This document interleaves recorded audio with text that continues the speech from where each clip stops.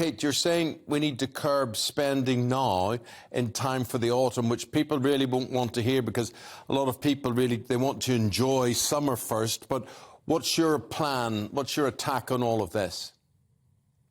Well, good morning, both. Sorry I'm not with you. I've got a whole Steve Martin planes, trains and automobiles going on at the moment. But absolutely, I'm out there and seeing exactly that people who feel that they've had 2 years without being able to go and do the things that they love, wanting to go out to the festivals, wanting to go out and see the sport and making sure they're catching up on those holidays.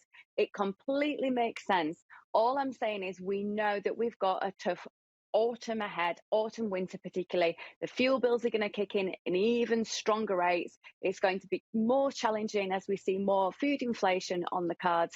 And I think it's probably a good idea to start getting into the habit of making sure you know how to budget and when. There's always a good time to make a saving, Eamon and Isabel, as you know. So it's a few tips to make sure that you stay on top of that food shopping particularly. I've been out and about in the supermarkets. You have to walk the floors every week. Interestingly, we've had these supermarket comparison websites for a few years to be able to use. A lot of them have changed, actually. One shut down last year and another one might be shutting down very soon. So if you did rely on those supermarket comparison websites, just take a look. They might not be there. For me, it's going out and walking the floors, and it does change each week. What I thought was really interesting in the news of late was that actually we have what we call the big four, the supermarkets that tend to be where we do most of our shopping.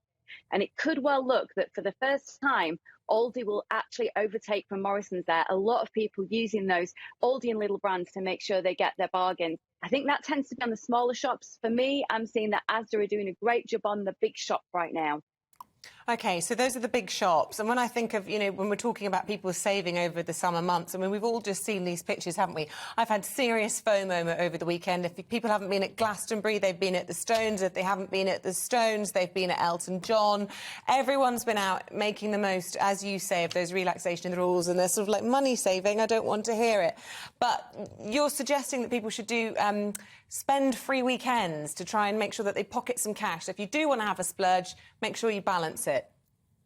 We've got to make sure we've got the savings in the bank for autumn, winter. It's going to be a difficult time. Absolutely go out and enjoy it. We understand a lot of people have got pent-up demand for that. It's understandable. But I'm talking about a no-spend weekend. Over the summer, can you perhaps at least try and do one every 3-4 weeks where you just go and challenge yourself not to actually spend money, but to save money? It's actually easier than it sounds. We've got a lot of free events going on through the summer. Take a look online. You'll see a lot of things going on. Getting the kids involved as well. We use Monopoly money at home to try and explain to the children the idea of budgeting, getting into the idea that days out don't have to be those big costly things where it might be including a theme park, admissions, and we know fuel costs really going up as well.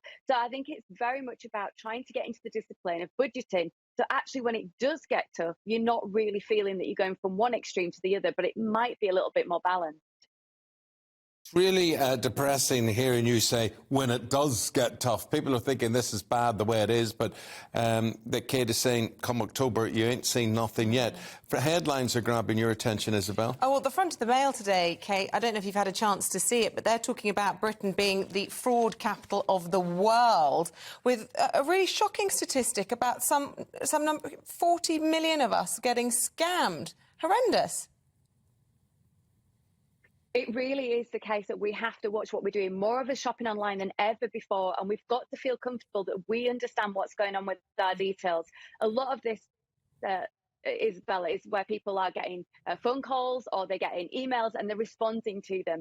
Some great advice online from Citizens Advice. But first and foremost, if you get an email or a phone call from your bank asking you for transfers of money, asking you to give details, just hang up straight away and make sure you call your bank directly. Ask them if they're trying to get in contact with you. If it shouldn't have been your bank at all. They shouldn't be asking you to do any of those things. But if your bank wants to get hold of you, they'll be happy that you contact them. Turn it around. Make sure you are aware. There's so much advice online, but I know we're going to be covering this in a couple of weeks with some top tips as well on how to stay safe online and making sure that you don't fall foul to these awful, awful people.